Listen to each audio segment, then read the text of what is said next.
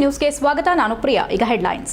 ಜಿಲ್ಲಾದ್ಯಂತ ವೈಕುಂಠ ಏಕಾದಶಿ ಸಂಭ್ರಮ. ಶ್ರೀ ಸೀತಾರಾಮಾಂಜನೇಯ ದೇವಸ್ಥಾನದಲ್ಲಿ ಶಾಸಕ ಡಿಸಿಯಿಂದ ವಿಶೇಷ ಪೂಜೆ. ದೇಗುಲಗಳಿಗೆ ಭಕ್ತರ ದಂಡು. ಲಕ್ಷ್ಮೀ ವೆಂಕಟರಮಣ ದರ್ಶನ ಪಡೆದ ಲಕ್ಷಾಂತರ ಭಕ್ತರು. ಜನವರಿ 1ರಂದು ಕಲಾಭವನದಲ್ಲಿ ಜಕಣಾಚಾರಿ ಸಂಸ್ಮರಣಾ ದಿನಾಚರಣೆ. ಅಮರ ಶಿಲ್ಪಿಯ ಸ್ಮಾರಕ ನಿರ್ಮಾಣಕ್ಕೆ ಒತ್ತಾಯ. ಜಿಲ್ಲಾ ವಿಶ್ವಕರ್ಮ ಸಮಾಜದ ಅಧ್ಯಕ್ಷ ಎಚ್.ವಿ. ಹರೀಶ್ ಆಗ್ರಹ. ಬೇಲೂರು ತಾಲೂಕು ಮಟ್ಟದ ಪರಿಶಿಷ್ಟ ಜಾತಿ ಮತ್ತು ವರ್ಗದ ಜನರ ಹಿತರಕ್ಷಣಾ ಸಮಿತಿ ಸಭೆ. ತಾಲೂಕಿನ ಹಲವಾರು ಸಮಸ್ಯೆಗಳನ್ನು ಬಿಡಿಸಿಟ್ಟ ಮುಖಂಡರು. ಶಾಸಕರು ಮತ್ತು ಅಧಿಕಾರಿಗಳು ಕ್ರಮ ಕೈಗೊಳ್ಳಲು ಸರ್ವರ ಒತ್ತಾಯ. ವೈಕುಂಠ ಏಕಾದಶಿಯ ಪವಿತ್ರ ಸಂದರ್ಭದ ಅಂಗವಾಗಿ ಹಾಸನ ನಗರದ ಮಹಾರಾಜ ಪಾರ್ಕ್ ಸಮೀಪದ ಶ್ರೀ ಸೀತಾರಾಮಾಂಜನೇಯ ದೇವಸ್ಥಾನದಲ್ಲಿ ಮಂಗಳವಾರ ಬೆಳಗಿನಿಂದಲೇ ಭಕ್ತಿ ಭಾವದ ವಾತಾವರಣ ನಿರ್ಮಾಣವಾಗಿತ್ತು. ಈ ಹಿನ್ನೆಲೆಯಲ್ಲಿ ದೇವರಿಗೆ ವಿಶೇಷ ಪೂಜಾ ಪುರಸ್ಕಾರಗಳು ನೆರವೇರಿದ್ದು ಸಾವಿರಾರು ಭಕ್ತಾದಿಗಳು ದೇವಸ್ಥಾನಕ್ಕಾಗಮಿಸಿ ಸ್ವರ್ಗದ ಬಾಗಿಲು ಮೂಲಕ ಒಳನುಗ್ಗಿ ಶ್ರೀ ಲಕ್ಷ್ಮೀ ವೆಂಕಟರಮಣನ ದರ್ಶನ ಪಡೆದು ಪ್ರಸಾದ ಸ್ವೀಕರಿಸಿ ಪುನೀತರಾದರು. ಕಾರ್ಯಕ್ರಮದಲ್ಲಿ ಕ್ಷೇತ್ರದ ಶಾಸಕ ಎಚ್ಪಿ ಸ್ವರೂಪ್ರವರು ಕುಟುಂಬದೊಂದಿಗೆ ದೇವಸ್ಥಾನಕ್ಕೆ ಭೇಟಿ ನೀಡಿ ವಿಶೇಷ ಪೂಜೆ ಸಲ್ಲಿಸಿದ್ರು. ಜೊತೆಗೆ ಜಿಲ್ಲಾಧಿಕಾರಿ ಕೆಎಸ್ ಲತಾಕುಮಾರಿ ಸೇರಿದಂತೆ ಅನೇಕ ಗಣ್ಯರು ದೇವರ ದರ್ಶನ ಪಡೆದು ಪೂಜೆಯಲ್ಲಿ ಭಾಗವಹಿಸಿದ್ರು. ಈ ಸಂದರ್ಭದಲ್ಲಿ ಮಾಧ್ಯಮದೊಂದಿಗೆ ಮಾತನಾಡಿದ ಶಾಸಕ ಎಚ್ಪಿ ಸ್ವರೂಪ್, ವೈಕುಂಠ ಏಕಾದಶಿ ಅಂಗವಾಗಿ ಪ್ರತಿ ವರ್ಷದಂತೆ ಈ ವರ್ಷವೂ ಶ್ರೀ ಸೀತಾರಾಮಾಂಜನೇಯ ದೇವಸ್ಥಾನದಲ್ಲಿ ಅದ್ದೂರಿಯಾಗಿ ಆಚರಣೆ ಮಾಡಲಾಗುತ್ತಿದೆ. ಬೆಳಗಿನಿಂದ ಸಂಜೆವರೆಗೂ ಸಾವಿರಾರು ಸಂಖ್ಯೆಯಲ್ಲಿ ಭಕ್ತಾದಿಗಳು ಆಗಮಿಸಿ ದೇವರ ದರ್ಶನ ಪಡೆದು ಪುನೀತರಾಗುತ್ತಿದ್ದಾರೆ. ಸರ್ವರಿಗೂ ಭಗವಂತ ಒಳ್ಳೆಯದನ್ನೇ ಮಾಡಲಿ ಎಂದು ದೇವರಲ್ಲಿ ಪ್ರಾರ್ಥಿಸಿರುವುದಾಗಿ ತಿಳಿಸಿದರು. ದೇವಾಲಯಕ್ಕೆ ಬಂದ ಎಲ್ಲಾ ಭಕ್ತರಿಗೆ ಲಾಡು ರೂಪದಲ್ಲಿ ಪ್ರಸಾದ ವಿತರಿಸಲಾಗುತ್ತಿದೆ ಎಂದರು. ಇದೇ ವೇಳೆ ಸಮಸ್ತ ಜನತೆಗೆ ವೈಕುಂಠ ಏಕಾದಶಿಯ ಹಾರ್ದಿಕ ಶುಭಾಶಯಗಳನ್ನು ಕೋರಿದ್ರು. ಅಲ್ಲದೆ ದೇವಸ್ಥಾನದಲ್ಲಿ ನೂತನವಾಗಿ ನಿರ್ಮಿಸಿರುವ ಲಿಫ್ಟ್ಗೆ ಚಾಲನೆ ನೀಡಿರುವುದಾಗಿ ತಿಳಿಸಿದರು. ಜಿಲ್ಲಾಧಿಕಾರಿ ಕೆಎಸ್ ಲತಾಕುಮಾರಿ ಮಾತನಾಡಿ, ಹಾಸನ ಜಿಲ್ಲೆಯ ಸಮಸ್ತ ಜನತೆಗೆ ವೈಕುಂಠ ಏಕಾದಶಿಯ ಶುಭಾಶಯಗಳನ್ನು ತಿಳಿಸಿದರು. ಮಂಗಳವಾರದಂದು ನಗರದ ಸುತ್ತಾಟದ ವೇಳೆ ಶ್ರೀ ಸೀತಾರಾಮಾಂಜನೇಯ ದೇವಸ್ಥಾನಕ್ಕೆ ಭೇಟಿ ನೀಡಿದ್ದು, ವೈಕುಂಠ ಏಕಾದಶಿ ಅಂಗವಾಗಿ ಬೆಳಗಿನಿಂದಲೇ ನೂರಾರು ಭಕ್ತರು ಸರದಿ ಸಾಲಿನಲ್ಲಿ ನಿಂತು ಶಿಸ್ತಿನಿಂದ ದೇವರ ದರ್ಶನ ಪಡೆಯುತ್ತಿರುವುದು ಮನಸ್ಸಿಗೆ ಸಂತೋಷ ತಂದಿದೆ ಎಂದರು. ನಮ್ಮ ಸಂಪ್ರದಾಯ, ಸಂಸ್ಕೃತಿ ಮತ್ತು ಭಕ್ತಿಯ ಮಾರ್ಗವನ್ನು ಉಳಿಸಿಕೊಂಡು ಹೋಗುವ ಇಂತಹ ಆಚರಣೆಗಳು ಮುಂದಿನ ತಲೆಮಾರಿಗೂ ದಾರಿ ತೋರಿಸುತ್ತದೆ ಎಂದು ಶ್ಲಾಘಿಸಿದರು. ಕಾರ್ಯಕ್ರಮದಲ್ಲಿ ಸೀತಾರಾಮಾಂಜನೇಯ ದೇವಸ್ಥಾನದ ಸೇವಾ ಸಮಿತಿಯ ಅಧ್ಯಕ್ಷ ಶ್ರೀಕಾಂತ್, ಕಾರ್ಯದರ್ಶಿ ಶ್ರೀನಿವಾಸಮೂರ್ತಿ, ಖಜಾಂಚಿ ಅನಂತರಾಮು, ಗಿರೀಶ್, ನಿರ್ದೇಶಕರಾದ ಅಶ್ವಥ್, ರಕ್ಷಿತ್, ವೆಂಕಟಸುಬ್ಬಯ್ಯ, ನಟರಾಜ್ ಸೇರಿದಂತೆ ಹಲವರು ಉಪಸ್ಥಿತರಿದ್ದರು. HCN news Hassan. ಸಮಸ್ತ ಹಾಸನ ಜನತೆಗೆ ವೈಕುಂಠ ಏಕಾದಶಿಯ ಶುಭಾಶಯಗಳು. ಆ್ಯಕ್ಚುಲಿ ಇವತ್ತು ಮಂಗಳವಾರ ನಮ್ಮ ಸಿಟಿ ರೌಂಡ್ಸ್, ಬೆಳಗ್ಗಿನ ಸಿಟಿ ರೌಂಡ್ಸ್ಗೆ ನಾವು ಹೊರಟಿದ್ವಿ. ಆದಾಗ್ಯೂ ನಮ್ಮ ಸ್ನೇಹಿತರು ಮತ್ತು ಇಲ್ಲಿನ ಜನತೆ ನಮಗೇನೆಲ್ಲ, ಇಲ್ಲ ಮೇಡಮ್, ಇಲ್ಲಿ ಒಂದು ತುಂಬ ಒಳ್ಳೆಯ ಒಂದು ಅದ್ಭುತವಾದ ಒಂದು ದೇವಸ್ಥಾನ ಇದೆ, ಸೀತಾರಾಮೇಶ್ವರ ದೇವಸ್ಥಾನ. ಧನುರ್ಮಾಸದಂದು ವಿಶೇಷವಾಗಿ ವೈಕುಂಠ ಏಕಾದಶಿಯ ದಿನ ನಮ್ಮ ಸೀತಾರಾಮಾಂಜನೇಯ ದೇವಸ್ಥಾನದಲ್ಲಿ ಪ್ರತಿ ವರ್ಷದಂತೆ ಪೂಜಾ ಕೈಂಕರ್ಯಗಳು ಮತ್ತು ದೇವರ ಒಂದು ಆಶೀರ್ವಾದದಿಂದ ಎಲ್ಲರೂ ಕೂಡ ಬಹಳ ಅದ್ದೂರಿಯಾಗಿ ಇವತ್ತು ಒಂದು ಪೂಜೆ ಕೈಂಕರ್ಯಗಳನ್ನ ಮಾಡ್ಕೊಂಡು ಬಂದಿದ್ದಾರೆ. ಹಾಸನ ಜಿಲ್ಲೆಯನ್ನ ಶಿಲ್ಪಕಲೆಯ ತವರೂರಾಗಿ ಗುರುತಿಸಿದ ಮಹಾನ್ ಶಿಲ್ಪಿ ಅಮರಶಿಲ್ಪಿ ಜಕಣಾಚಾರ್ಯವರ ಸಂಸ್ಮರಣಾ ದಿನಾಚರಣೆಯನ್ನ ನಗರದ ಹಾಸನಾಂಬ ಕಲಾಕ್ಷೇತ್ರದಲ್ಲಿ ಜನವರಿ 1ರ ಗುರುವಾರದಂದು ಬೆಳಗ್ಗೆ 11 ಗಂಟೆಗೆ ಹಮ್ಮಿಕೊಳ್ಳಲಾಗಿದೆ ಎಂದು ಜಿಲ್ಲಾ ವಿಶ್ವಕರ್ಮ ಸಮಾಜದ ಅಧ್ಯಕ್ಷ ಎಚ್.ವಿ. ಹರೀಶ್ ತಿಳಿಸಿದರು. ಪತ್ರಿಕಾಗೋಷ್ಠಿಯಲ್ಲಿ ಮಂಗಳವಾರ ಮಾತನಾಡಿ, ಭಾರತೀಯ ಸಂಸ್ಕೃತಿ, ಪರಂಪರೆ, ಇತಿಹಾಸ ಮತ್ತು ಮಹಾಕಾವ್ಯಗಳನ್ನು ಶಿಲ್ಪಕಲೆಯ ಮೂಲಕ ಜಗತ್ತಿಗೆ ಪರಿಚಯಿಸಿ ಹಾಸನ ಜಿಲ್ಲೆಯನ್ನ ಶಿಲ್ಪಕಲೆಯ ತವರೂರಾಗಿ ಗುರುತಿಸಿದ ಮಹಾನ್ ಶಿಲ್ಪಿ ಅಮರಶಿಲ್ಪಿ ಜಕಣಾಚಾರ್ಯವರ ಸಂಸ್ಮರಣಾ ದಿನಾಚರಣೆಯನ್ನ ಜಿಲ್ಲಾಡಳಿತ ಮತ್ತು ಕನ್ನಡ ಮತ್ತು ಸಂಸ್ಕೃತಿ ಇಲಾಖೆ ಸಹಯೋಗದಲ್ಲಿ ಜನವರಿ 1ರಂದು ಬೆಳಗ್ಗೆ 11 ಗಂಟೆಗೆ ಹಾಸನ ನಗರದ ಕಲಾಭವನದಲ್ಲಿ ಏರ್ಪಡಿಸಲಾಗಿದೆ. ಕಾರ್ಯಕ್ರಮದಲ್ಲಿ ಅರ್ಕಲಗೂಡು ತಾಲೂಕಿನ ಅರೆಮಾದನಹಳ್ಳಿಯ ವಿಶ್ವಕರ್ಮ ಪೀಠದ ಅನಂತಶ್ರೀ ವಿಭೂಷಿತ ಶಿವ ಸುಜ್ಞಾನ ತೀರ್ಥ ಮಹಾಸ್ವಾಮೀಜಿಗಳು ಹಾಗೂ ಆದಿಚುಂಚನಗಿರಿ ಹಾಸನ ಶಾಖಾ ಮಠದ ಶ್ರೀ ಶಂಭುನಾಥ ಸ್ವಾಮೀಜಿ ದಿವ್ಯ ಸಾನ್ನಿಧ್ಯ ವಹಿಸಲಿದ್ದಾರೆ.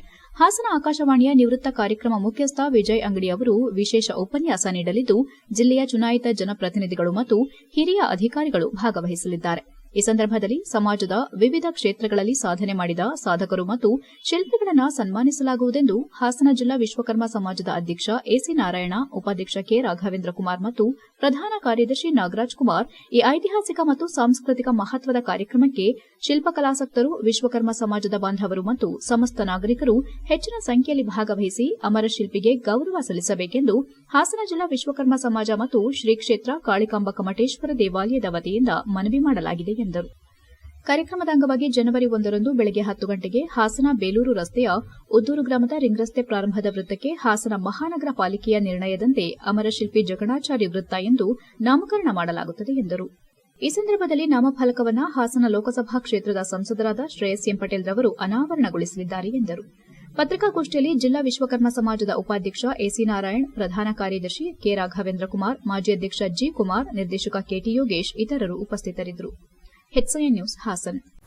1ನೇ ತಾರೀಕು ಹಾಸನದ ಹಾಸನಾಂಬ ಕಲಾಕ್ಷೇತ್ರದಲ್ಲಿ ಜಿಲ್ಲಾಡಳಿತ ಮತ್ತು ಕನ್ನಡ ಸಂಸ್ಕೃತಿ ಇಲಾಖೆ ವತಿಯಿಂದ ಪ್ರತಿ ವರ್ಷದಂತೆ ಈ ವರ್ಷವೂ ಆಚರಣೆ ಮಾಡ್ತಾಯಿದ್ದೀವಿ.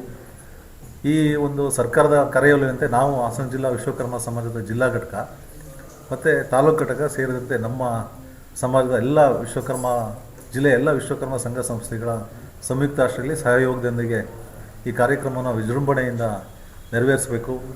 ನಮ್ಮ ಒಂದು ಅಮರಶಿಲ್ಪಿ ಜಕಣಾಚಾರ್ಯರು ನಮಗಿಂತ ನಿಮಗೆ ಹೆಚ್ಚಿಗೆ ಗೊತ್ತಿರೋ ಹಾಗೆ ಈ ಜಿಲ್ಲೆಗೆ ಒಂದು ಅವಿಸ್ಮರಣೀಯವಾದಂಥ ಕೊಡುಗೆಯನ್ನು ನೀಡಿ ಜಿಲ್ಲೆಯ ಸಂಸ್ಕೃತಿ ಮತ್ತು ಪರಂಪರೆ ಇತಿಹಾಸವನ್ನು ಶಿಲ್ಪಕಲೆಗಳ ಮೂಲಕ ವಿಶ್ವಕ್ಕೆ ಪರಿಚಯಿಸಿ ಆ ಮೂಲಕ ಜಿಲ್ಲೆಯ ಪ್ರವಾಸೋದ್ಯಮಕ್ಕೆ ಒಂದು ಅಭಿವೃದ್ಧಿ ಪಥದಲ್ಲಿ ನಡೆಯಲಿಕ್ಕೆ ಮತ್ತು ಪ್ರವಾಸೋದ್ಯಮಕ್ಕೆ ಒಂದು ಪೂರಕವಾದಂಥ ವಾತಾವರಣವನ್ನು ನಿರ್ಮಾಣ ಮಾಡಲಿಕ್ಕೆ ಕಾರಣೀಭೂತರು.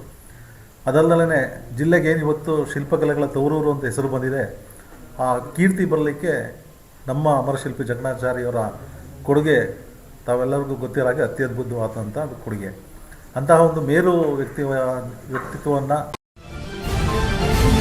ಬೇಲೂರು ಪಟ್ಟಣದ ಬಸ್ ನಿಲ್ದಾಣ ಮುಂಭಾಗದ ಡಾಕ್ಟರ್ ಅಂಬೇಡ್ಕರ್ ಭವನದಲ್ಲಿ ತಾಲೂಕು ಆಡಳಿತ ಮತ್ತು ಸಮಾಜ ಕಲ್ಯಾಣ ಇಲಾಖೆಯಿಂದ ಕರೆಯಲಾಗಿದ್ದ ತಾಲೂಕು ಮಟ್ಟದ ಪರಿಶಿಷ್ಟ ಜಾತಿ ಮತ್ತು ವರ್ಗದ ಜನರ ಹಿತರಕ್ಷಣಾ ಸಮಿತಿ ಸಭೆಯಲ್ಲಿ ತಾಲೂಕಿನ ಹಲವಾರು ಸಮಸ್ಯೆಗಳನ್ನು ಬಿಡಿಸಿಟ್ಟು ಶಾಸಕರು ಮತ್ತು ಅಧಿಕಾರಿಗಳು ಈ ಬಗ್ಗೆ ಕ್ರಮ ಕೈಗೊಳ್ಳಬೇಕೆಂದು ಮುಖಂಡರು ಒತ್ತಾಯಿಸಿದರು.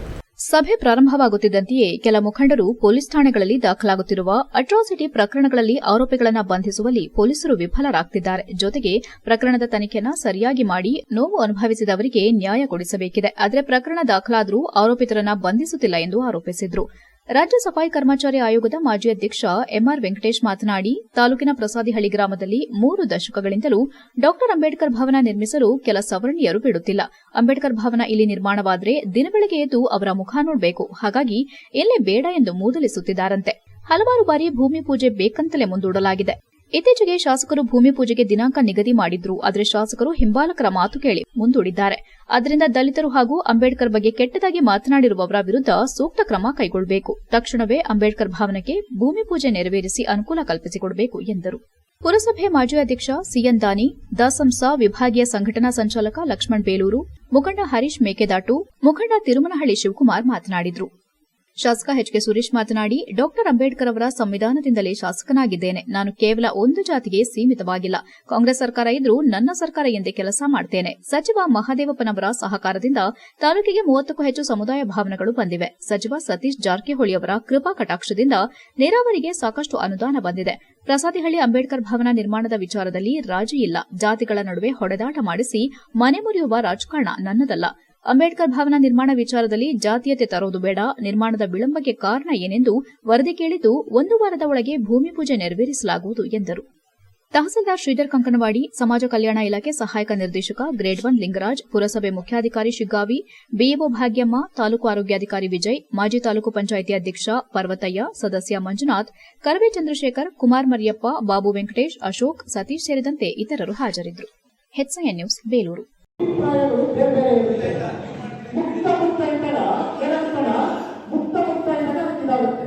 ನಾನು ಸಮಾಧಾನ ಮಾಡತಕ್ಕಂಥದ್ದು ನಾನು ಇಲ್ಲಿವರೆಗೂ ಅಟ್ರಾಸಿಟಿ ಕೇಸ್ ಹಾಕ್ಸಿಲ್ಲ. ಇದೇ ಪೊಲೀಸ್ನಲ್ಲಿ ನನಗೆ ಒಂದು ಅಂತಂದ್ರೆ ಒದ್ದಾಡ್ಸಿಲ್ಲ, ಒಂದು ಮನೆ ಕೊಟ್ಟಿಲ್ಲ. ನನಗೆ ವಿವಾದಿಯಾಗಿ ವೆಂಕಟೇಶನ್ನ ಬೈತಾ ಇದ್ದಾನೆ ಅಂದ್ರೆ ನಮ್ಮ ಇಲ್ಲಿ ಬಂದು ನಾನೇ ಫೋನ್ ಮಾಡ್ತೀನಿ, ತಾಲೂಕು ಆಲೋಚನೆ ತೀರ್ಮಾನ ಮಾಡಪ್ಪ. ಯಾಕೆ ಹೇಳ್ತೀನಿ, ನಾನು ಒದ್ದಾಡ್ಸೋದ ಕೆಲಸನಾ? ಹೆಚ್ಐಎನ್ ನ್ಯೂಸ್ನಲ್ಲಿ ಈಗ ಒಂದು ಪುಟ್ಟ ಬ್ರೇಕ್.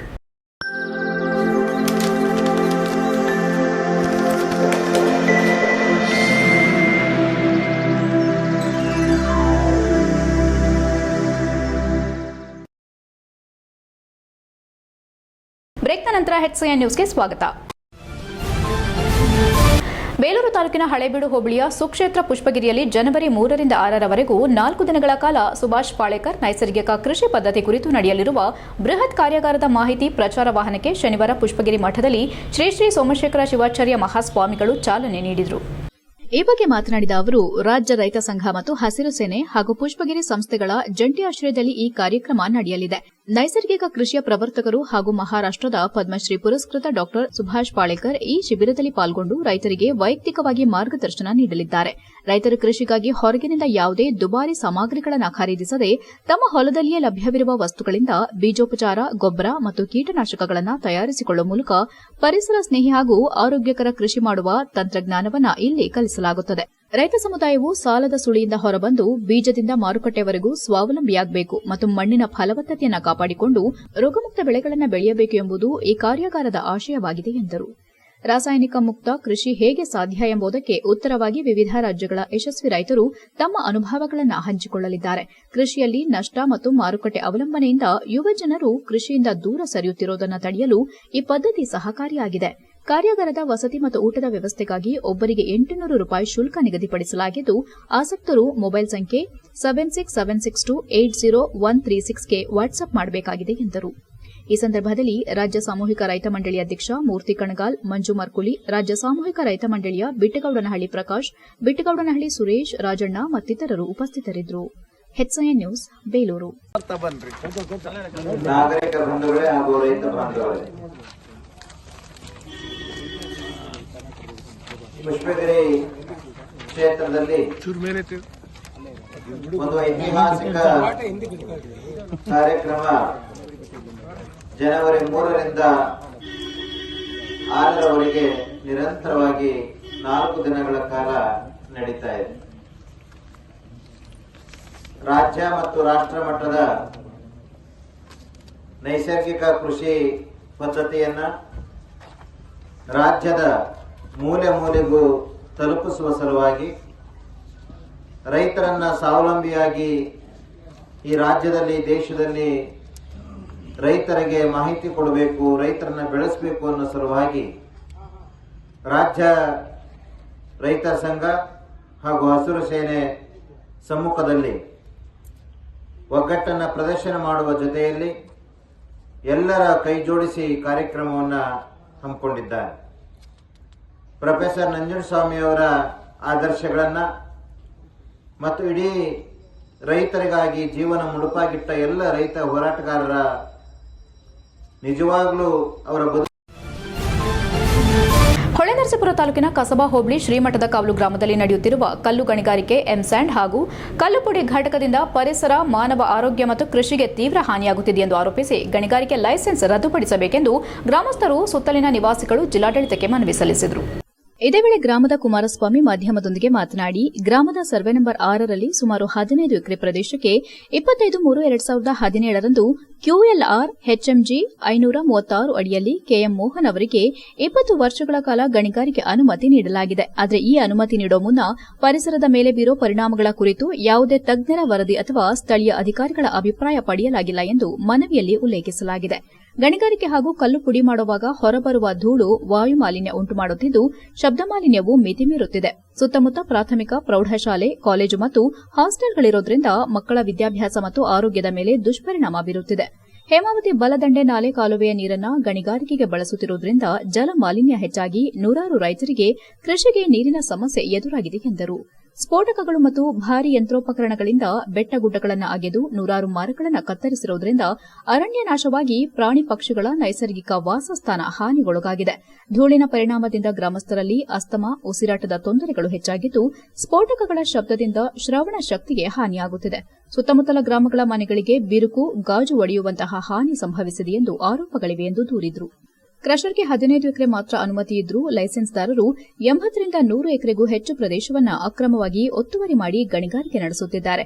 ಕೆಲವೆಡೆ 150ರಿಂದ 200 ಅಡಿಗಳಷ್ಟು ಆಳಕ್ಕೆ ಭೂಮಿಯನ್ನಾಗೆದು ಭೂಗರ್ಭ ಜಲಮಟ್ಟ ಕುಸಿತ, ಅನಿಲ ತ್ಯಾಜ್ಯ ಮಿಶ್ರಣದಿಂದ ಜಲಮಾಲಿನ್ಯ ಉಂಟಾಗಿದೆ. ಭಾರೀ ವಾಹನ ಸಂಚಾರದಿಂದ ಗ್ರಾಮ ಸಂಪರ್ಕ ರಸ್ತೆಗಳು ಹದಗೆಟ್ಟಿವೆ. ಶ್ರೀಮಠದ ಕಾವಲು ಜಮೀನು ಮೂಲತಃ ಉತ್ತರಾದಿ ಮಠಕ್ಕೆ ಸೇರಿದ್ದು, ನಂತರ ಸಾರ್ವಜನಿಕರ ಉಪಯೋಗಕ್ಕೆ ಮೀಸಲಾದ ಜಾಗವಾಗಿರುವುದರಿಂದ ಖಾಸಗಿ ವ್ಯಕ್ತಿಗೆ ಕ್ರಷರ್ಗೆ ಗುತ್ತಿಗೆ ನೀಡೋದು ನಿಯಮ ಬಾಹಿರವೆಂದು ಆರೋಪಿಸಿದರು. ಈ ಎಲ್ಲಾ ಅಂಶಗಳನ್ನು ಪರಿಗಣಿಸಿ ಸಂಬಂಧಿತ ಅಧಿಕಾರಿಗಳು ಸ್ಥಳಕ್ಕೆ ಭೇಟಿ ನೀಡಿ ಗಣಿಗಾರಿಕೆ ಲೈಸೆನ್ಸ್ ಹಾಗೂ ಅನುಮತಿಯನ್ನು ತಕ್ಷಣ ರದ್ದುಪಡಿಸಿ ಪರಿಸರ ಮತ್ತು ಮಾನವ ಜೀವನದ ಸಂರಕ್ಷಣೆಗೆ ಕ್ರಮ ಕೈಗೊಳ್ಳಬೇಕೆಂದು ಕೋರಿದರು. ಈ ವೇಳೆ ಗ್ರಾಮದ ಸುರೇಶ್, ರಘು, ನವೀನ್, ಯೋಗನಾಥ್, ಮೋಹನ್ ಹಾಗೂ ಇತರರು ಉಪಸ್ಥಿತರಿದ್ದರು. HCN news Hassan. ನಮ್ಮ ಹೆಸರು ಲೋಕೇಶ್ ಅಂತ. ಬೂಡ್ಲಿಪ್ಪೆ, ಹೊಳೆನರಸೀಪುರ ತಾಲೂಕು, ಹಾಸನ ಜಿಲ್ಲೆ ಬೂಡ್ಲಿಪ್ಪೆ ಗ್ರಾಮ ಪಂಚಾಯತಿ ವ್ಯಾಪ್ತಿಗೆ ನಾವೆಲ್ಲ ಸುಮಾರು 10 ಹಳ್ಳಿ ಗ್ರಾಮಸ್ಥರು ಈ ಜಾಗಕ್ಕೆ ಬಂದಿದ್ವಿ. ನಮ್ಮ ಉದ್ದೇಶ ಏನು ಅಂತಂದರೆ, ನಮ್ಮ ಮೂಡ್ಲಿಪ್ಪೆ ಗ್ರಾಮ ಪಂಚಾಯತಿ ಪಕ್ಕದಲ್ಲಿರ್ತಕ್ಕಂಥ ಶ್ರೀಮಠದ ಕಾಲದಲ್ಲಿ ಈ ಗಣಿಗಾರಿಕೆ ನಡೀತಾ ಇದೆ. ಅಂದರೆ ಕಲ್ಲು ಗಣಿಗಾರಿಕೆ KM ಮೋಹನ್ ಕುಮಾರ್ ಮತ್ತು KMG ಗ್ರೂಪ್ನವ್ರದ್ದು ಗಣಿಗಾರಿಕೆ ನಡೀತಾ ಇದೆ. ಅಲ್ಲಿ ಸ್ಯಾಂಡು ಮತ್ತು ಜಲ್ಲಿ ಕ್ರೆಷರು ಸುಮಾರು 5 ವರ್ಷದಿಂದನೂ ಕ್ರೆಷರ್ ನಡೀತಾ ಇದೆ. ಇವಾಗ ಏನಾಗಿದೆ ಅಂದರೆ ತುಂಬ ಸಕಲೇಶಪುರ ರಾಷ್ಟ್ರೀಯ ಹಬ್ಬಗಳ ಆಚರಣಾ ಸಮಿತಿ ವತಿಯಿಂದ ಪಟ್ಟಣದ ಆಡಳಿತ ಸೌಧದಲ್ಲಿ ವಿಶ್ವಮಾನವ ಕುವೆಂಪು ಅವರ ಜನ್ಮ ದಿನಾಚರಣೆ ಆಚರಿಸಲಾಯಿತು. ಕಾರ್ಯಕ್ರಮವನ್ನು ಗ್ರೇಟು ತಹಸೀಲ್ದಾರ್ ಮೋಹನ್ ಕುಮಾರ್ ಉದ್ಘಾಟಿಸಿದ್ರು. ಈ ಸಂದರ್ಭದಲ್ಲಿ ಹಿಂದುಳಿದ ವರ್ಗಗಳ ಇಲಾಖೆಯ ಸಹಾಯಕ ನಿರ್ದೇಶಕರಾದ ಚಂದ್ರಶೇಖರ್ ಮಾತನಾಡಿ, ಕುವೆಂಪು ಅವರ ಸಾಹಿತ್ಯದ ಬರವಣಿಗೆಯನ್ನ ನೆನಪು ಮಾಡಿಕೊಳ್ಳುತ್ತಾ ಕುವೆಂಪು ಅವರ ಬಗ್ಗೆ ಹೆಚ್ಚೆಚ್ಚು ವಿಚಾರ ಕೇಳಿದಾಗ ಮನುಷ್ಯ ವಿಶ್ವ ಮಾನವನಾಗಿ ಬದುಕಲು ಸಾಧ್ಯ ಎಂದರು. ಕ್ಷೇತ್ರ ಶಿಕ್ಷಣಾಧಿಕಾರಿ ಕಚೇರಿಯ ಸಂಯೋಜನಾಧಿಕಾರಿ ಕಾಂತರಾಜ್ ಮಾತನಾಡಿ, ಕುವೆಂಪು ಅವರು ಕನ್ನಡದ ಒಬ್ಬ ಶ್ರೇಷ್ಠ ಮೇರು ಕವಿಯಾಗಿದ್ದು, ಕುವೆಂಪು ಅವರು ಶಿವಮೊಗ್ಗ ಜಿಲ್ಲೆಯ ಕುಪ್ಪಳ್ಳಿಯ ಒಂದು ಸಣ್ಣ ಹಳ್ಳಿಯಲ್ಲಿ ಜನಿಸಿ ವಿಶ್ವ ಮಾನವರಾಗಿ ಹೊರಹೊಮ್ಮಿದ್ದು, ಕುವೆಂಪು ಅವರು ಕೊಟ್ಟಿರುವ ಕವನಗಳು, ಸಾಹಿತ್ಯ ಮತ್ತು ದಾರ್ಶನಿಕ ಬರಹಗಳು ಎಂದು ನಮಗೆ ಪ್ರೇರಣೆಯಾಗಿದೆ. ಜೈ ಭಾರತ ಜನನಿಯ ತನುಜಾತೆ ಎಂಬ ನಾಡಗೀತೆಯನ್ನ ಬರೆದ ಅವರು ಈ ಗೀತೆಯಲ್ಲಿ ಬರೆದಿರುವ ಸರ್ವ ಜನಾಂಗದ ಶಾಂತಿಯ ತೋಟ ಎಂಬ ಪದಗಳ ಜೋಡಣೆಯಿಂದ ನಾವೆಲ್ಲರೂ ಒಂದೇ ಎಂಬ ಭಾವನೆಯನ್ನ ಮೂಡಿಸುವ ಗೀತೆಯಾಗಿದೆ ಎಂದರು. ಕುವೆಂಪು ಅವರು ಹಲವಾರು ನಿಸರ್ಗಕ್ಕೆ ಸಂಬಂಧಿಸಿದ ಕೃತಿಗಳನ್ನು ರಚನೆ ಮಾಡಿದ್ದು, ಅವುಗಳಲ್ಲಿ ಅವರ ವೈಚಾರಿಕ ಚಿಂತನೆ, ಬರವಣಿಗೆಗಳು ಇಂದಿನ ಪೀಳಿಗೆಗೆ ಆದರ್ಶಗಳಾಗಿವೆ ಎಂದರು. ಈ ಸಂದರ್ಭದಲ್ಲಿ ಶಿರಸ್ತೆದಾರರಾದ ರವಿಕುಮಾರ್, ಚುನಾವಣೆ ಶಾಖೆಯ ಶಿರಸ್ತೆದಾರರಾದ ಶ್ವೇತಾ, ಇತರೆ ಇಲಾಖೆಯ ಸಿಬ್ಬಂದಿಗಳು ಹಾಜರಿದ್ದರು. HCN news Sakleshpur. ಅತ್ಯಂತ ಮೇರು ಕವಿ ಅಂತ ಹೇಳ್ಬೋದು ನಾವು ಕುವೆಂಪುರವರನ್ನ. ಅವರ ಪೂರ್ಣ ಹೆಸರು ಕುಪ್ಪಳ್ಳಿ ವೆಂಕಟಪ್ಪ ಪುಟ್ಟಪ್ಪ. ಇವರು 1904ರಲ್ಲಿ ಡಿಸೆಂಬರ್ 29ರಂದು ಕೊಪ್ಪ ತಾಲೂಕಿನ ಹಿರೇಕೋಡಿ ಅವರ ಅಜ್ಜಿಯ ಮನೆಯಲ್ಲಿ ಜನಿಸ್ತಾರೆ. ಇವರ ಮೂಲ ಸ್ಥಳ ಕುಪ್ಪಳ್ಳಿ, ಶಿವಮೊಗ್ಗ ಜಿಲ್ಲೆಯಲ್ಲಿದೆ. ಈಗ ಶಿವಮೊಗ್ಗದಿಂದ ಸುಮಾರು 90 ಕಿಲೋಮೀಟರ್ ದೂರದಲ್ಲಿ ಈಗ ಒಂದು ಸ್ಮಾರಕವನ್ನ ಇವರ ಹೆಸರಿನಲ್ಲಿ ಅವರ ಮನೆಯನ್ನ ಸ್ಮಾರಕವಾಗಿ ನಿರ್ಮಾಣ ಮಾಡಿದರೆ ಕವಿ ಮನೆ ಅಂತ ಹೇಳಿ, ಅದು ಕವಿಶೈಲ ಅಂತ ಹೇಳಿ ಕರೀತೀವಿ. ಮತ್ತೆ HCN ನ್ಯೂಸ್ನಲ್ಲಿ ಈಗ ಒಂದು ಪುಟ್ಟ ಬ್ರೇಕ್.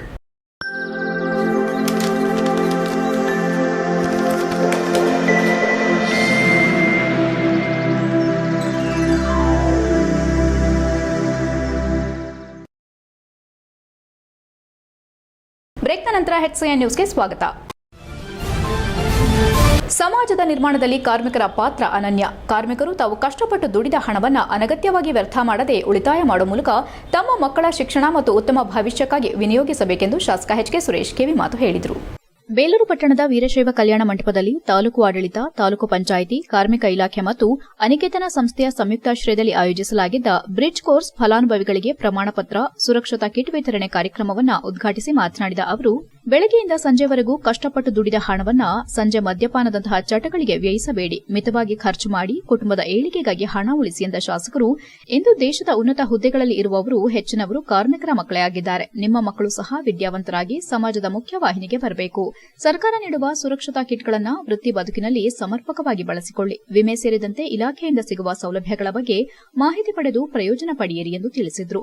ಇದರ ಜೊತೆಯಲ್ಲಿ ಸರ್ಕಾರದ ಸವಲತ್ತುಗಳನ್ನು ನೀಡುವ ಸಂದರ್ಭದಲ್ಲಿ ಕಾರ್ಮಿಕ ಇಲಾಖೆ ಅಧಿಕಾರಿಗಳು ಯಾರಾದರೂ ಮಧ್ಯವರ್ತಿಗಳನ್ನು ನೇಮಿಸಿದ್ರೆ ಅಥವಾ ಹಣದ ಬೇಡಿಕೆ ಇಟ್ಟರೆ ಅದರ ಬಗ್ಗೆ ಗಮನಕ್ಕೆ ತರುವಂತೆ ಶಾಸಕರು ಸೂಚನೆ ನೀಡಿ, ಪ್ರತಿಯೊಬ್ಬರೂ ಸಹ ತಮ್ಮ ಕುಟುಂಬಗಳಿಗೆ ನಿಮ್ಮ ದುಡಿಮೆಯ ಒಂದು ಫಲವನ್ನು ಮೀಸಲಿಡುವಂತೆ ಇದೇ ಸಂದರ್ಭದಲ್ಲಿ ಮನವಿ ಮಾಡಿದರು.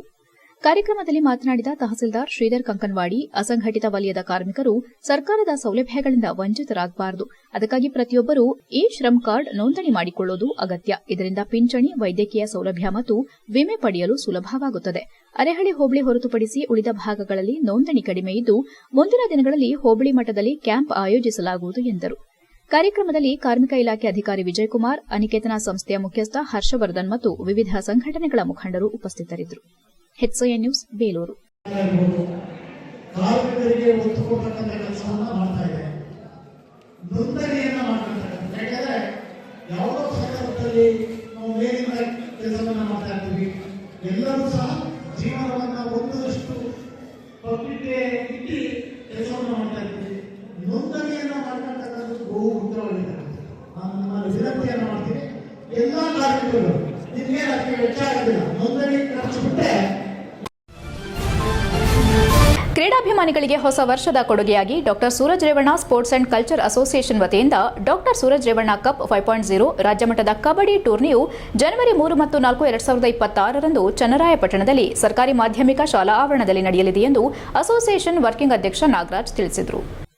ಪತ್ರಿಕಾಗೋಷ್ಠಿಯಲ್ಲಿ ಮಾತನಾಡಿದ ಅವರು, ರಾಜ್ಯದ ವಿವಿಧ ಜಿಲ್ಲೆಗಳಿಂದ ಶ್ರೇಷ್ಠ ಕಬಡ್ಡಿ ತಂಡಗಳು ಭಾಗವಹಿಸುವ ಈ ಪಂದ್ಯಾವಳಿ ಯುವ ಕ್ರೀಡಾಪಟುಗಳಿಗೆ ತಮ್ಮ ಪ್ರತಿಭೆ ಪ್ರದರ್ಶಿಸಲು ಅತ್ಯುತ್ತಮ ವೇದಿಕೆಯಾಗಲಿದೆ ಎಂದರು.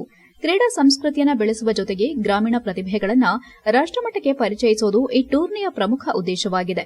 ಜನವರಿ 3ರಂದು ಸಂಜೆ 7 ಗಂಟೆಗೆ ನಡೆಯುವ ಉದ್ಘಾಟನಾ ಸಮಾರಂಭವನ್ನು ವಿಧಾನ ಪರಿಷತ್ ಸದಸ್ಯರಾದ ಡಾ ಸೂರಜ್ ರೇವಣ್ಣ ಅವರು ನೆರವೇರಿಸಲಿದ್ದು, ಕಾರ್ಯಕ್ರಮದ ಅಧ್ಯಕ್ಷತೆಯನ್ನು ಶ್ರವಣಬೆಳಗೊಳ ವಿಧಾನಸಭಾ ಕ್ಷೇತ್ರದ ಶಾಸಕ ಸಿಎನ್ ಬಾಲಕೃಷ್ಣ ಅವರು ವಹಿಸಲಿದ್ದಾರೆ. ಮುಖ್ಯ ಅತಿಥಿಗಳಾಗಿ ಸಿಎನ್ ಪುಟ್ಟಸ್ವಾಮಿಗೌಡ, ಎಚ್ಡಿಸಿಸಿ ಬ್ಯಾಂಕ್ ಅಧ್ಯಕ್ಷ ನಾಗರಾಜ್, ಮೇಳಿಯಮ್ಮ ಆಧ್ಯಾತ್ಮಿಕ ಕೇಂದ್ರದ ಚಂದ್ರಶೇಖರ ಗುರೂಜಿ, ತಾಲೂಕು ಜೆಡಿಎಸ್ ಪಕ್ಷದ ಪರಮ ದೇವರಾಜೇಗೌಡ ಸೇರಿದಂತೆ ಹಲವು ಗಣ್ಯರು ಭಾಗವಹಿಸಲಿದ್ದಾರೆ ಎಂದರು. ಜನವರಿ 4ರಂದು ಸಂಜೆ 7 ಗಂಟೆಗೆ ನಡೆಯುವ ಗೌರವ ಸಮಾರಂಭದಲ್ಲಿ ಮಾಜಿ ಪ್ರಧಾನಮಂತ್ರಿ ಹಾಗೂ ರಾಜ್ಯಸಭಾ ಸದಸ್ಯರಾದ ಎಚ್ಡಿ ದೇವೇಗೌಡ ಅವರು ಭಾಗವಹಿಸಿ ಕ್ರೀಡಾಪಟುಗಳಿಗೆ ಗೌರವ ಸಲ್ಲಿಸಲಿದ್ದಾರೆ. ಈ ಸಂದರ್ಭದಲ್ಲಿ ಶ್ರವಣಬೆಳಗೊಳ ಶಾಸಕ ಸಿಎನ್ ಬಾಲಕೃಷ್ಣ ಹಾಗೂ ಕುಸುಮ ಬಾಲಕೃಷ್ಣ, ಹೊಳೆನರಸೀಪುರ ಶಾಸಕರಾದ ಭವಾನಿ ರೇವಣ್ಣ, ವಿಧಾನ ಪರಿಷತ್ ಉಪಾಧ್ಯಕ್ಷ ಎಂಕೆ ಪ್ರಾಣೇಶ್ ಕುಮಾರ್, ಲೋಕಸಭಾ ಸದಸ್ಯ ಡಾ ಸಿಎನ್ ಮಂಜುನಾಥ್, ಮಾಜಿ ಸಂಸದ ಪ್ರತಾಪ್ ಸಿಂಹ, ಅರ್ಕಲಗೂಡು ಶಾಸಕ ಎ ಮಂಜು, ಹಾಸನ ಶಾಸಕ ಸ್ವರೂಪ್ ಪ್ರಕಾಶ್, ವಿಧಾನ ಪರಿಷತ್ ಸದಸ್ಯ ವಿವೇಕಾನಂದ ಕೆ ಸೇರಿದಂತೆ ಹಲವು ಗಣ್ಯರು ಉಪಸ್ಥಿತರಿರಲಿದ್ದಾರೆ ಎಂದರು. ಈ ಕ್ರೀಡೋತ್ಸವದ ವಿಶೇಷ ಆಕರ್ಷಣೆಯಾಗಿ ಏಕಲವ್ಯ ಪ್ರಶಸ್ತಿ ವಿಜೇತರು, ಅಂತಾರಾಷ್ಟೀಯ ಮತ್ತು ರಾಷ್ಟೀಯ ಮಟ್ಟದ ಕಬಡ್ಡಿ ಆಟಗಾರರು, ಬೆಂಗಳೂರು ಬುಲ್ಸ್ ತಂಡದ ಕೋಚ್ ಮತ್ತು ಸಹಾಯಕ ಕೋಚ್ಗಳು, ರಾಷ್ಟಪತಿ ಪ್ರಶಸ್ತಿ ಪುರಸ್ಕೃತರು ಮತ್ತು ವಿವಿಧ ಕ್ರೀಡಾ ಕ್ಷೇತ್ರದ ಸಾಧಕರಿಗೆ ಭವ್ಯ ಸನ್ಮಾನ ಕಾರ್ಯಕ್ರಮ ಹಮ್ಮಿಕೊಳ್ಳಲಾಗಿದೆ. ರಾಜ್ಯದೆಲ್ಲೆಡೆಯಿಂದ ಆಗಮಿಸುವ ತಂಡಗಳ ನಡುವೆ ನಡೆಯುವ ರೋಚಕ ಪಂದ್ಯಾವಳಿಗಳು ಕ್ರೀಡಾಭಿಮಾನಿಗಳಿಗೆ ಅಪೂರ್ವ ಅನುಭವ ನೀಡಲಿದೆ ಎಂದರು. ಪತ್ರಿಕಾಗೋಷ್ಠಿಯಲ್ಲಿ ಅಸೋಸಿಯೇಷನ್ ಅಧ್ಯಕ್ಷ ಬಾಲಚಂದ್ರು, ಪ್ರಧಾನ ಕಾರ್ಯದರ್ಶಿ ಬಿಆರ್ ರಕ್ಷಿತ್, ನಿರ್ದೇಶಕ ಸತೀಶ್, ನಾಗೇಶ್, ಸಲಹೆಗಾರರಾದ ವಿಕಾಸ್ ಸೇರಿದಂತೆ ಇತರರು ಉಪಸ್ಥಿತರಿದ್ದರು. HCN news Hassan. ಹಾಗೂ ಅಪೆಕ್ಸ್ ಬ್ಯಾಂಕ್ನ ನೂತನ ನಿರ್ದೇಶಕರು, ಡಿಸಿಸಿ ಬ್ಯಾಂಕ್ನ ನಿರ್ದೇಶಕರಾಗಿರ್ತಕ್ಕಂಥ ಸೂರಜ್ ರೇವಣ್ಣವರ ಹೆಸರಿನಲ್ಲಿ ಒಂದಿಷ್ಟು ಸಮಾಜಮುಖಿ ಕೆಲಸಗಳನ್ನ ಮಾಡಬೇಕು ಅಂತೇಳಿ ನಾವೆಲ್ಲ ಇಡೀ ಜಿಲ್ಲೆಯಾದ್ಯಂತ ಎಲ್ಲ ಸಮಾನ ಮನಸ್ಕರು ಸೇರಿ ಅದನ್ನು ಮಾಡಲಿಕ್ಕೆ ಒಂದು ವೇದಿಕೆ ಬೇಕಾಗಿರುತ್ತೆ. ಹಾಗಾಗಿ ಅವರ ಹೆಸರಿನಲ್ಲೇ ಒಂದು ಅಸೋಸಿಯೇಷನ್ನ ನಾವು ಕ್ರಿಯೇಟ್ ಮಾಡ್ಕೊಂಡು ಅದನ್ನು ನೋಂದಾಯಿಸ್ಕೊಂಡು ಆ ಹೆಸರಿನಲ್ಲಿ ಅವರ ಹುಟ್ಟುಹಬ್ಬದ ಪ್ರಯುಕ್ತ ಪ್ರತಿ ವರ್ಷ ನಿರಂತರ ಸಾಮಾಜಿಕ ಕ್ರೀಡಾ ಚಟುವಟಿಕೆಗಳನ್ನು ಆಯೋಜನೆ ಮಾಡ್ಕೊಂಡು ಬರ್ತಿರ್ತೀವಿ. ಕಳೆದ 2 ವರ್ಷದಿಂದ ಮಾಡಲಿಕ್ಕೆ ಆಗಿರೋದಿಲ್ಲ ಕೆಲವು ಕಾರಣಗಳಿಂದಾಗಿ. ಆದರೆ ಈ ಸಕಲೇಶಪುರ ನಗರದಲ್ಲಿ ಫುಟ್ಪಾತ್ ಅಂಗಡಿಗಳ ತೆರವು ಮಾಡೋದ್ರಿಂದ ಬೀದಿ ಬದಿ ವ್ಯಾಪಾರಿಗಳು ಆತಂಕ ಪಡಬೇಕಾಗಿಲ್ಲ. ವ್ಯವಸ್ಥಿತ ಸ್ಥಳಗಳಲ್ಲಿ ಎಲ್ಲರಿಗೂ ಅಂಗಡಿಗಳನ್ನು ಕೊಡೋದಾಗಿ ಶಾಸಕ ಮಂಜುನಾಥ್ ಭರವಸೆ ನೀಡಿದ್ದಾರೆ.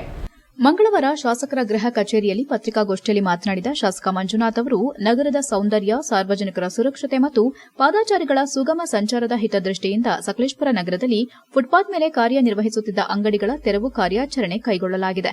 ನಾನು ಕೂಡ ಸಾಮಾನ್ಯ ಕುಟುಂಬದಿಂದ ಬಂದವನು. ಬಡವರ ಕಷ್ಟ ನನಗೂ ಗೊತ್ತಿದೆ. ಆದರೆ ಅನಿವಾರ್ಯ ಪರಿಸ್ಥಿತಿಯಲ್ಲಿ ಸರ್ಕಾರದ ಕಾನೂನುಗಳು ಮತ್ತು ಸಾರ್ವಜನಿಕರ ಹಿತಾಸಕ್ತಿಯನ್ನು ಗಮನದಲ್ಲಿಟ್ಟುಕೊಂಡು ಈ ನಿರ್ಧಾರ ಕೈಗೊಳ್ಳಲಾಗಿದೆ. ಪಾದಾಚಾರಿಗಳಿಗೆ ತೊಂದರೆಯಾಗಬಾರದು, ರಸ್ತೆ ಅಪಘಾತಗಳು ಕಡಿಮೆಯಾಗಬೇಕೆಂಬ ಉದ್ದೇಶವೇ ಈ ಕ್ರಮದ ಹಿಂದಿನ ಪ್ರಮುಖ ಕಾರಣ ಎಂದರು. ಇತ್ತೀಚಿನ ದಿನಗಳಲ್ಲಿ ಸಕಲೇಶಪುರ, ಆಲೂರು ಮತ್ತು ನನ್ನ ವಿಧಾನಸಭಾ ಕ್ಷೇತ್ರ ವ್ಯಾಪ್ತಿಯಲ್ಲಿ ಅಪಘಾತಗಳು ಹೆಚ್ಚಾಗಿವೆ. ಪೊಲೀಸ್ ಅಂಕಿಅಂಶಗಳ ಪ್ರಕಾರ ಕಳೆದ 1 ವರ್ಷದಲ್ಲಿ ಸುಮಾರು 34 ಮಂದಿ ಅಪಘಾತದಲ್ಲಿ ಮೃತಪಟ್ಟಿದ್ದಾರೆ. ಈ ಮಾಹಿತಿ ಜಿಲ್ಲಾಧಿಕಾರಿಗಳ ಗಮನಕ್ಕೂ ತರಲಾಗಿದ್ದು ಅವರೊಂದಿಗೆ ಚರ್ಚೆ ನಡೆಸಲಾಗಿದೆ. ಈ ಹಿನ್ನೆಲೆ ಪುರಸಭೆ ಮೂಲಕ ಫುಟ್ಪಾತ್ ಅಂಗಡಿಗಳ ತೆರವು ಕಾರ್ಯಾಚರಣೆ ನಡೆಸಲಾಗಿದೆ ಎಂದು ಶಾಸಕರು ಹೇಳಿದರು. ಆದರೆ ಬೀದಿ ಬದಿ ವ್ಯಾಪಾರಿಗಳ ಜೀವನೋಪಾಯವನ್ನು ರಕ್ಷಿಸುವುದು ನಮ್ಮ ಕರ್ತವ್ಯವೂ ಹೌದು. ಈ ನಿಟ್ಟಿನಲ್ಲಿ ಈಗಾಗಲೇ ಒಂದು ಸ್ಪಷ್ಟವಾದ ಕ್ರಿಯಾ ಯೋಜನೆ ರೂಪಿಸಲಾಗಿದ್ದು, ಸಕಲೇಶಪುರದ ಹೇಮಾವತಿ ಪ್ರತಿಮೆ ಬಳಿ ಮತ್ತು ಎಸ್ಬಿಐ ಬ್ಯಾಂಕ್ನಿಂದ ಹೋಟೆಲ್ ಆಶ್ರಿತಾದವರೆಗೂ ಫುಡ್ ಕೋರ್ಟ್, ಫ್ರೂಟ್ ಕೋರ್ಟ್ ಮತ್ತು ಫ್ಲವರ್ ಕೋರ್ಟ್ ಮಾಡೋ ಉದ್ದೇಶ ಹೊಂದಿದ್ದು, ಅಲ್ಲಿಯ ತನಕ ತಾತ್ಕಾಲಿಕವಾಗಿ ಹಳೆ ಬಸ್ ನಿಲ್ದಾಣದ ಪಾರ್ಕಿಂಗ್ ಪ್ರದೇಶದ 3 ಬದಿಗಳಲ್ಲಿ ಬೀದಿ ಬದಿ ವ್ಯಾಪಾರಿಗಳಿಗೆ ತಾತ್ಕಾಲಿಕ ವ್ಯವಸ್ಥೆ ಮಾಡಲು ನಿರ್ಧಾರ ಕೈಗೊಳ್ಳಲಾಗಿದೆ. ಈ ಯೋಜನೆಗೆ ಅಗತ್ಯ ಹಣ ಮೀಸಲಿಟ್ಟು ಪ್ರಸ್ತಾವನೆಯನ್ನ ಜಿಲ್ಲಾಧಿಕಾರಿಗಳಿಗೆ ಸಲ್ಲಿಸಲಾಗಿದ್ದು, ಶೀಘ್ರದಲ್ಲಿಯೇ ಅನುಮೋದನೆ ಪಡೆದು ಕಾಮಗಾರಿ ಪ್ರಾರಂಭಿಸಲಾಗುವುದೆಂದು ತಿಳಿಸಿದರು. ಈ ಸಂದರ್ಭದಲ್ಲಿ ಬೀದಿ ಬದಿ ವ್ಯಾಪಾರಿಗಳಿಗೆ ಮನವಿ ಮಾಡಿದ ಶಾಸಕರು, ಪುರಸಭೆ ತಾತ್ಕಾಲಿಕವಾಗಿ ಸೂಚಿಸಿರುವ ಸ್ಥಳಗಳಲ್ಲಿ ಸಹಕರಿಸಿ ವ್ಯಾಪಾರ ನಡೆಸುವಂತೆ ಕೋರಿದರು. ನಿಮ್ಮೆಲ್ಲರ ಸಲಹೆಗಳನ್ನು ಪಡೆದುಕೊಂಡು ಎಲ್ಲರಿಗೂ ಅನುಕೂಲವಾಗುವಂತೆ ನ್ಯಾಯಸಮ್ಮತ ವ್ಯವಸ್ಥೆ ಕಲ್ಪಿಸಲಾಗುವುದೆಂದು ಭರವಸೆ ನೀಡಿದರು. HCN news Sakleshpur. ಆತ್ಮೀಯ ಎಲ್ಲ ಮಾಧ್ಯಮ ಮಿತ್ರರೇ, ತಮ್ಮೆಲ್ಲರೂ ಕೂಡ ಗೊತ್ತಿರೋ ರೀತಿಯಲ್ಲಿ ಸಕಲೇಶಪುರ ನಗರದ ಸೌಂದರ್ಯದ ದೃಷ್ಟಿಯಿಂದ ಸಾರ್ವಜನಿಕರು ಫುಟ್ಪಾತ್ನಲ್ಲಿ ಓಡಾಟ ಮಾಡ್ತಕ್ಕಂಥ ದೃಷ್ಟಿಯಿಂದ, ಪಾದಚಾರಿಗಳ ದೃಷ್ಟಿಯಿಂದ ಫುಟ್ಪಾತ್ನಲ್ಲಿ ಅಂಗಡಿಗಳ ತೆರವಾಗಿರ್ತಕ್ಕಂಥ ತಮ್ಮೆಲ್ಲರೂ ಕೂಡ ಗೊತ್ತಿರ್ತಕ್ಕಂಥ ವಿಚಾರ. ನಾನು ಕೂಡ ಒಬ್ಬ ಸಾಮಾನ್ಯ ಕುಟುಂಬದ ಬಂದಿರತಕ್ಕಂಥವನು, ಬಡವರ ಕಷ್ಟ ಏನು ಅಂತಕ್ಕಂಥ ನನಗೂ ಕೂಡ ಗೊತ್ತಿದೆ. ಆದರೆ ಅನಿವಾರ್ಯ ಪರಿಸ್ಥಿತಿಯಲ್ಲಿ ಸರ್ಕಾರದ ಕಾನೂನುಗಳು ಪಾದಚಾರಿಗಳಿಗೆ ತೊಂದರೆ ಆಗಬಾರ್ದು ಅಂತಕ್ಕಂಥ ಉದ್ದೇಶಗಳಿಂದ ಮತ್ತು ಇತ್ತೀಚೆಗೆ ತಮ್ಮೆಲ್ಲರೂ ಕೂಡ ಗೊತ್ತಿರೋ ರೀತಿಯಲ್ಲಿ ಸಕಲೇಶಪುರ NHI ಇರ್ಬೋದು, ಬೇರೆ ಬೇರೆ ಕಡೆ ಅತ್ಯಂತ ಹೆಚ್ಚು ಅಪಘಾತಗಳಾಗಿ ಸಾವನ್ನಪ್ತಿರ್ತಕ್ಕಂಥ ತಮ್ಮೆಲ್ಲರೂ ಕೂಡ ಗೊತ್ತಿರತಕ್ಕಂಥ ವಿಚಾರ. HCI ನ್ಯೂಸ್ನಲ್ಲಿ ಈಗ ಒಂದು ಪುಟ್ಟ ಬ್ರೇಕ್. ಹಾಸನದಲ್ಲಿ 28 ವರ್ಷಗಳಿಂದ ಜನತೆಗೆ ಅತ್ಯುತ್ತಮವಾದ ವೈದ್ಯಕೀಯ ಸೇವೆಯನ್ನು ನೀಡುತ್ತಿರುವ ಹೇಮಾವತಿ ಮಲ್ಟಿಸ್ಪೆಷಾಲಿಟಿ ಹಾಸ್ಪಿಟಲ್ ಹಾಸನ. ನಮ್ಮಲ್ಲಿ ದಿನದ 24 ಗಂಟೆಯೂ ಆಕ್ಸಿಡೆಂಟಲ್ ಇಂಜುರೀಸ್ ಮತ್ತು ಎಮರ್ಜೆನ್ಸಿ ಸರ್ವಿಸ್ಗಳನ್ನು ಹೊಂದಿದೆ. ಹೇಮಾವತಿ ಆಸ್ಪತ್ರೆಯ ಡಾಕ್ಟರ್ ನಿಖಿಲ್ ಆರ್ಭಟ್ ರವರು MS ಆರ್ಥೋಪೆಡಿಕ್ನಲ್ಲಿ ಚಿನ್ನದ ಪದಕ ಪಡೆದು ಸಿಂಗಾಪುರ್ ಜನರಲ್ ಹಾಸ್ಪಿಟಲ್ನಲ್ಲಿ ಫೆಲೋಶಿಪ್ ಇನ್ ಜಾಯಿಂಟ್ ರಿಪ್ಲೇಸ್ಮೆಂಟ್ ಸರ್ಜರಿಯ ಪದವಿ ಪಡೆದು ಸೇವೆಯನ್ನ ಸಲ್ಲಿಸಿರುತ್ತಾರೆ.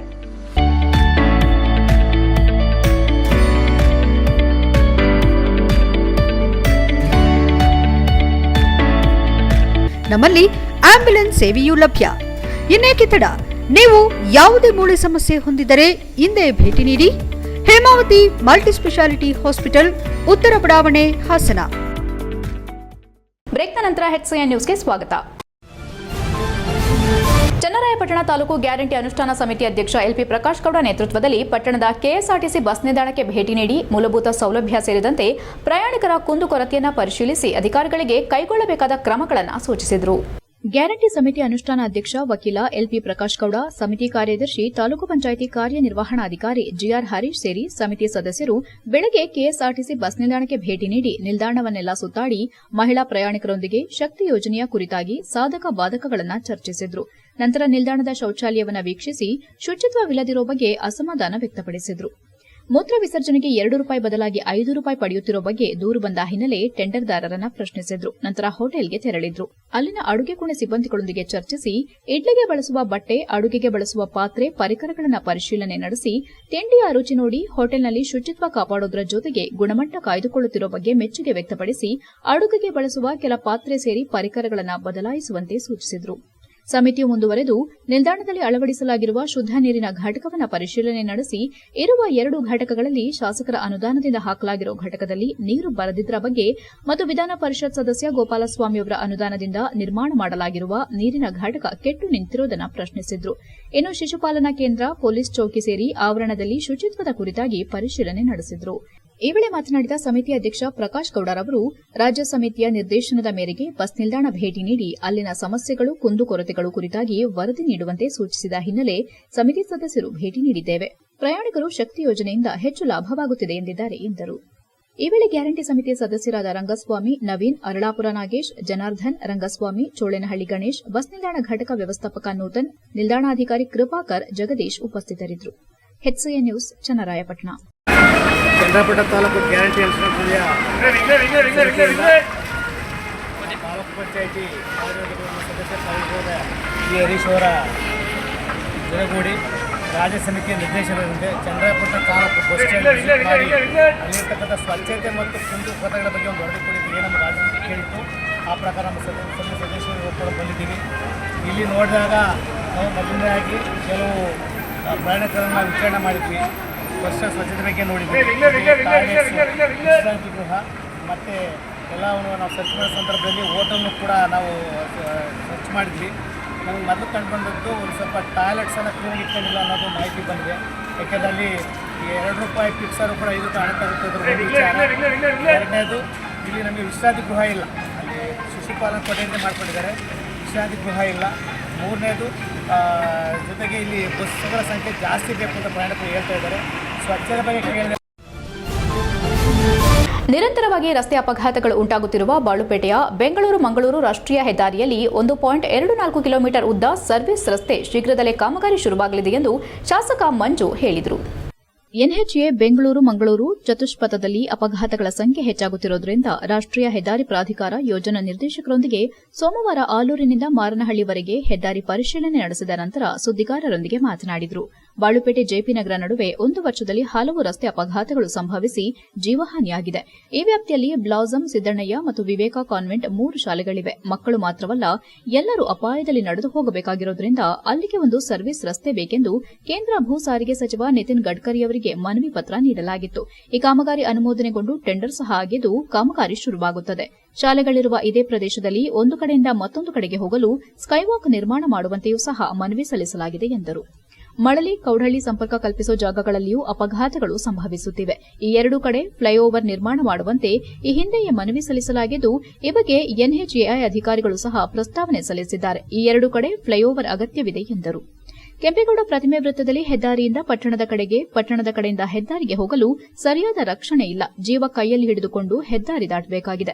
ಈ ಒಂದು ವೃತ್ತದಲ್ಲಿಯೂ ರಸ್ತೆ ಅಪಘಾತ ತಪ್ಪಿಸಲು ಫ್ಲೈಓವರ್ ಮಾಡಬೇಕೆಂದು ಎನ್ಎಚ್ಎಐ ಯೋಜನಾ ನಿರ್ದೇಶಕರಿಗೆ ಸ್ಥಳದಲ್ಲಿಯೇ ನಿಂತು ಸಮಸ್ಯೆ ವಿವರಿಸಲಾಗಿದೆ ಎಂದರು. ದೋಣಿಗಲ್ನಲ್ಲಿ ಹಾಲಿ ರಸ್ತೆ ಸಂಪೂರ್ಣ ಗುಂಡಿ ಬಿದ್ದು ವಾಹನಗಳ ಸಂಚಾರಕ್ಕೆ ಭಾರಿ ಸಮಸ್ಯೆಯಾಗುತ್ತಿದೆ. ಕೂಡಲೇ ಗುಂಡಿ ಮುಚ್ಚಿ ಸುಗಮ ಸಂಚಾರಕ್ಕೆ ಅನುವು ಮಾಡಬೇಕೆಂದು ಅಧಿಕಾರಿಗಳಿಗೆ ಸೂಚನೆ ನೀಡಿದರು. ರಾಷ್ಟ್ರೀಯ ಹೆದ್ದಾರಿ ಪ್ರಾಧಿಕಾರ ಯೋಜನಾ ನಿರ್ದೇಶಕ Syed Amanullah, DYSP Mahantesh, ARTO Saraswati, police inspector Vanaraj ಇತರರು ಹಾಜರಿದ್ದರು. HIN news, Sakleshpur. ಕೊನೆಯಲ್ಲಿ ಮತ್ತೊಮ್ಮೆ ಮುಖ್ಯಾಂಶಗಳು. ಜಿಲ್ಲಾದ್ಯಂತ ವೈಕುಂಠ ಏಕಾದಶಿ ಸಂಭ್ರಮ. ಶ್ರೀ ಸೀತಾರಾಮಾಂಜನೇಯ ದೇವಸ್ಥಾನದಲ್ಲಿ ಶಾಸಕ ಡಿಸಿಯಿಂದ ವಿಶೇಷ ಪೂಜೆ. ದೇಗುಲಗಳಿಗೆ ಭಕ್ತರ ದಂಡು. ಲಕ್ಷ್ಮೀ ವೆಂಕಟರಮಣ ದರ್ಶನ ಪಡೆದ ಲಕ್ಷಾಂತರ ಭಕ್ತರು. ಜನವರಿ 1ರಂದು ಕಲಾಭವನದಲ್ಲಿ ಜಕಣಾಚಾರಿ ಸಂಸ್ಮರಣಾ ದಿನಾಚರಣೆ. ಅಮರ ಶಿಲ್ಪಿಯ ಸ್ಮಾರಕ ನಿರ್ಮಾಣಕ್ಕೆ ಒತ್ತಾಯ. ಜಿಲ್ಲಾ ವಿಶ್ವಕರ್ಮ ಸಮಾಜದ ಅಧ್ಯಕ್ಷ ಎಚ್ವಿ ಹರೀಶ್ ಆಗ್ರಹ. ಬೇಲೂರು ತಾಲೂಕು ಮಟ್ಟದ ಪರಿಶಿಷ್ಟ ಜಾತಿ ಮತ್ತು ವರ್ಗದ ಜನರ ಹಿತರಕ್ಷಣಾ ಸಮಿತಿ ಸಭೆ. ತಾಲೂಕಿನ ಹಲವಾರು ಸಮಸ್ಯೆಗಳನ್ನು ಬಿಡಿಸಿಟ್ಟ ಮುಖಂಡರು. ಶಾಸಕರು ಮತ್ತು ಅಧಿಕಾರಿಗಳು ಕ್ರಮ ಕೈಗೊಳ್ಳಲು ಸರ್ವರ ಒತ್ತಾಯ. ಇಷ್ಟೊತ್ತು ನೀವು ನೋಡಿದ್ದು ಹಾಸನದ ಸುದ್ದಿ, ಅಂದ್ರೆ ಹೆಚ್ಐಎನ್ ನ್ಯೂಸ್.